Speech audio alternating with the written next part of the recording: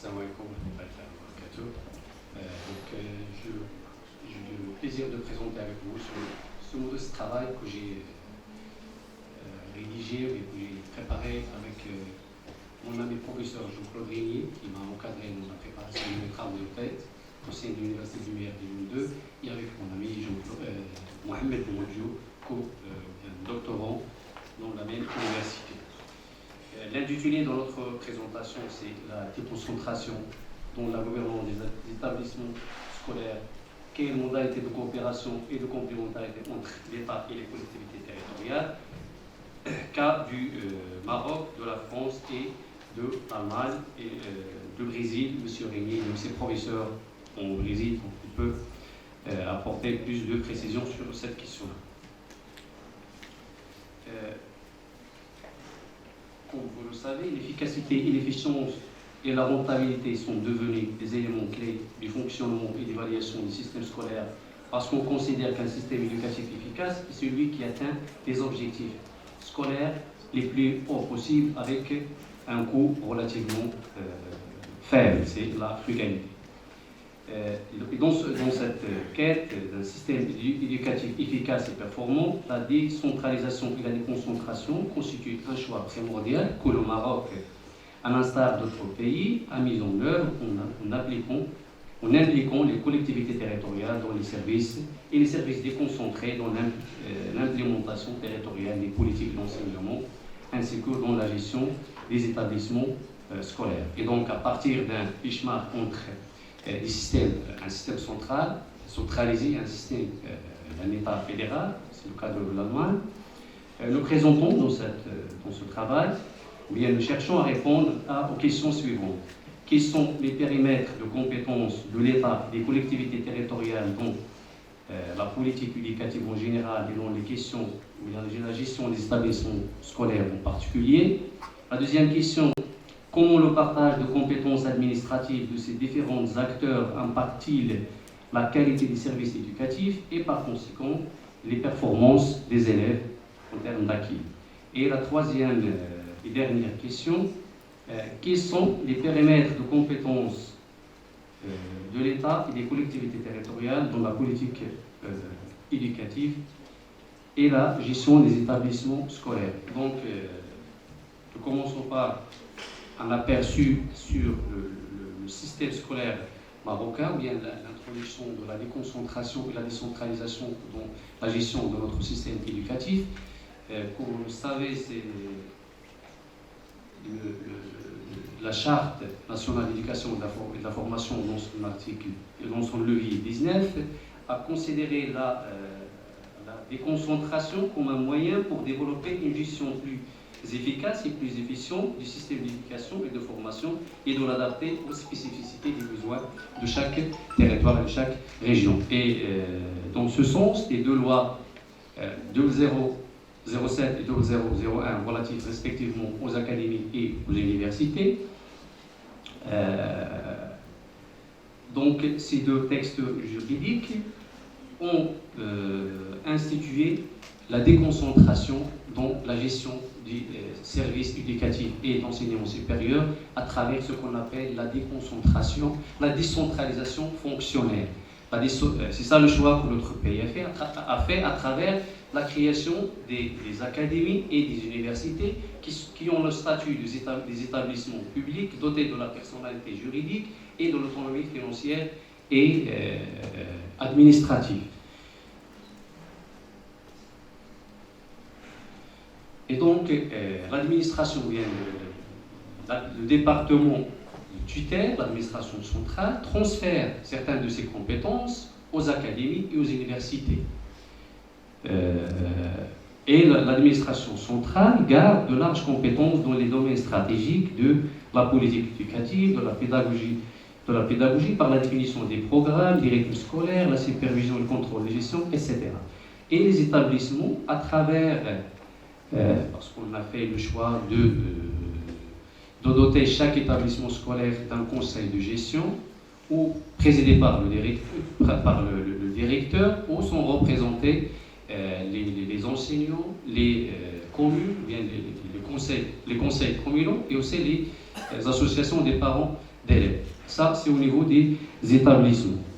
Mais malgré cette réforme institutionnelle et juridique pour instaurer ce type de décentralisation fonctionnelle, la gestion de services éducatifs au Maroc, le Conseil supérieur de l'enseignement et de la recherche scientifique a constaté dans son évaluation de la mise en œuvre de la charte 2012-2013 que les chaînes de décision entre l'administration centrale et les niveaux centralisés continuent à fonctionner comme le passé.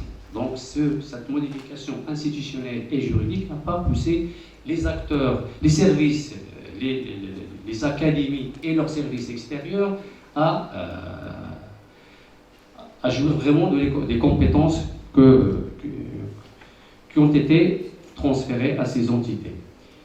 Et face à cette situation, tenant compte des conséquences négatives qui en découlent, la Commission spéciale sur le modèle de développement a récemment recommandé qu'il est essentiel de doter les académies régionales d'éducation et de formation de véritables pouvoirs de décision et d'une réelle autonomie dans le cadre d'une déconcentration affirmée et à même de leur assurer un meilleur ancrage dans leur territoire d'intervention et une prise de compte des spécificités locales dans la politique d'enseignement. Et donc, avant d'analyser certaines idées qui ont été développées dans le nouveau modèle de développement, convient d'apporter un focus sur quelques expériences internationales. Dans le cas, par exemple, de l'Allemagne, qui est un État fédéral, le partage de compétences se fait entre les Länder. Et donc chaque Länder constitue un État fédéral, il a une constitution, il a un parlement, il a un gouvernement local. Et au sein de chaque gouvernement, de chaque État fédéral, il y a un ministre de l'éducation. Pour assurer la cohérence entre les Länder, on a mis en place la conférence des ministres de l'éducation.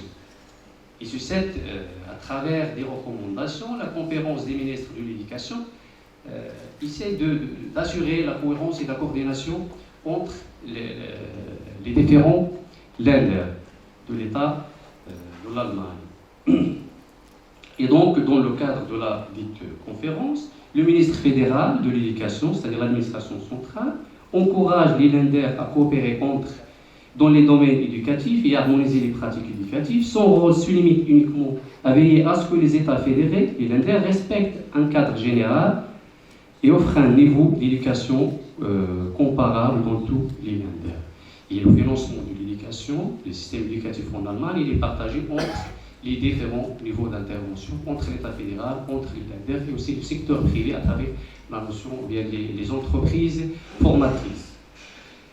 Dans le cas de la France, c'est un État, c'est pas un État fédéral, c'est un État central, mais centralisé, mais qui est en train de dynamiser le processus de la décentralisation. Et dans ce sens, la Constitution française de 1946, selon son préambule, l'organisation de l'enseignement public, gratuit et laïque à tous les degrés, est un devoir de l'État. Donc c'est l'État qui se charge de l'enseignement. Mais avec le renforcement des processus de la décentralisation, les collectivités territoriales en France sont venues appuyer l'État dans l'exercice de cette mission. Et donc le code de l'éducation français stipule que l'éducation est un service public national dont l'organisation et le fonctionnement sont assurés par l'État, sous réserve des compétences attribuées aux collectivités territoriales pour les associer au développement de ces services. Et donc, en 2002, 82 et 83, la France a adopté des lois qui ont instauré la décentralisation de ce pays. Donc, on a transféré plusieurs compétences aux collectivités territoriales, aux régions, aux départements et aux communes. Et bien sûr, l'État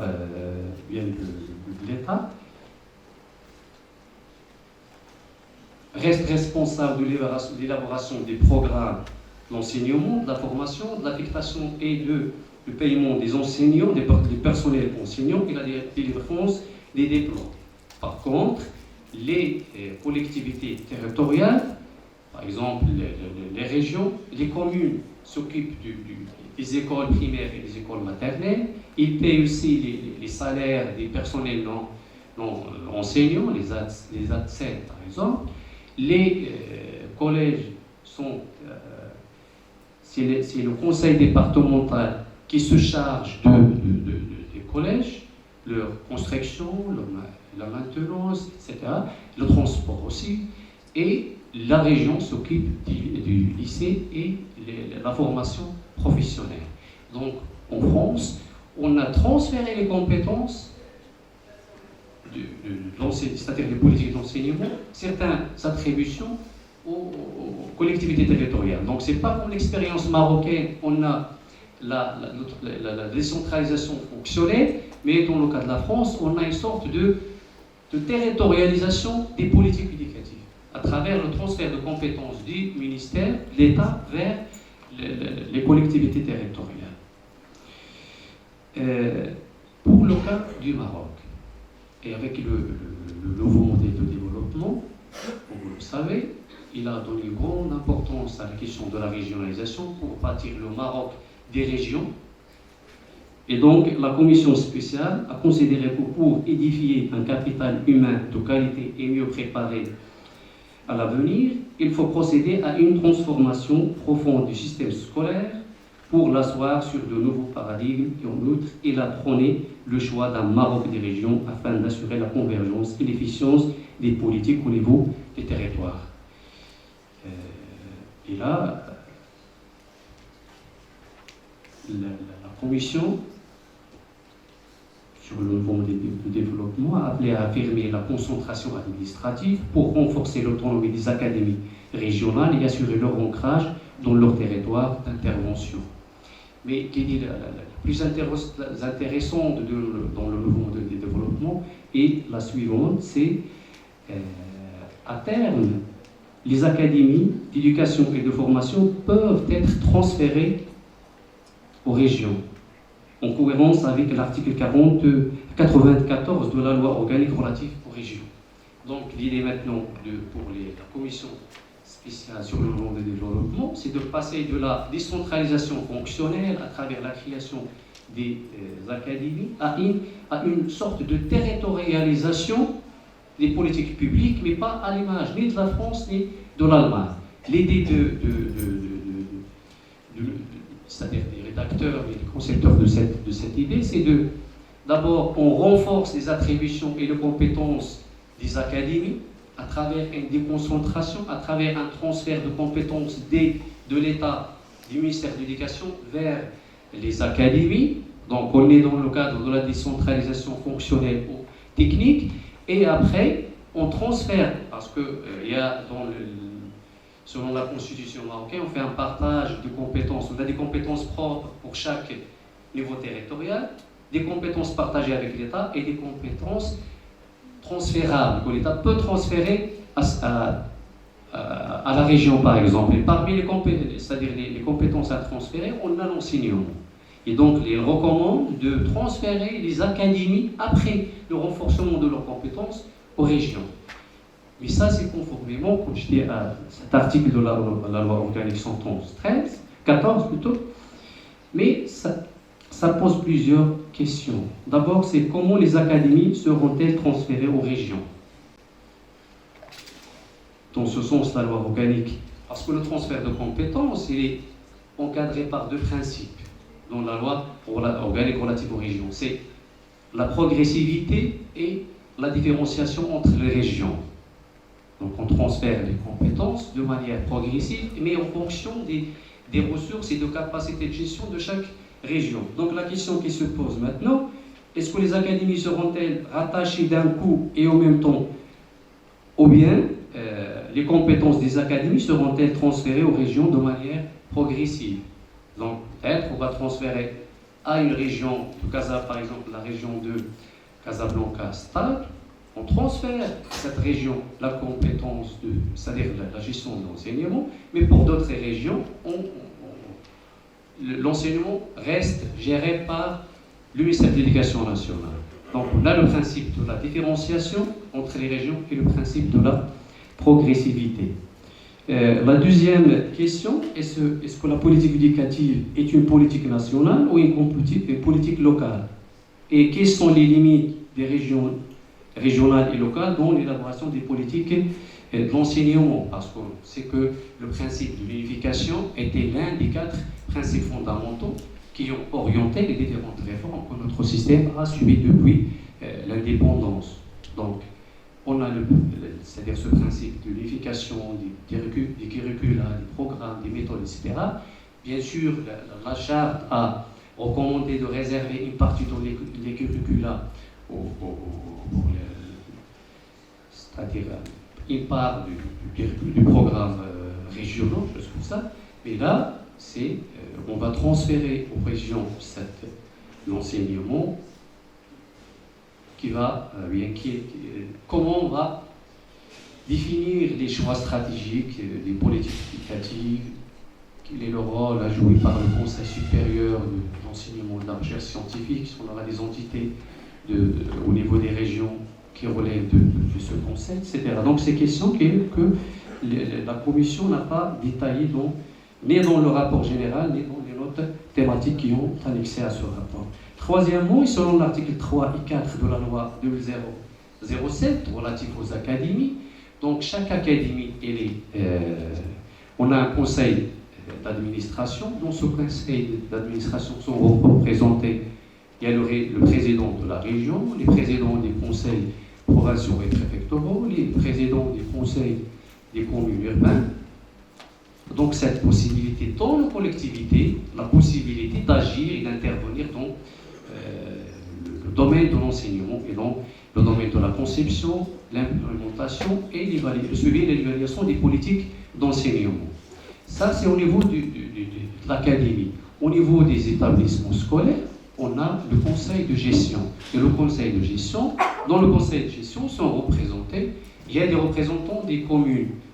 Et donc la question qui se pose maintenant par rapport à cette recommandation qu'on a dans le nouveau modèle de développement, est-ce qu'on a suffisamment exploité ces deux mécanismes, c'est-à-dire la présence des représentants des collectivités territoriales, à la fois dans le conseil d'administration des académies et dans le conseil de gestion des écoles. Donc, c'était des questions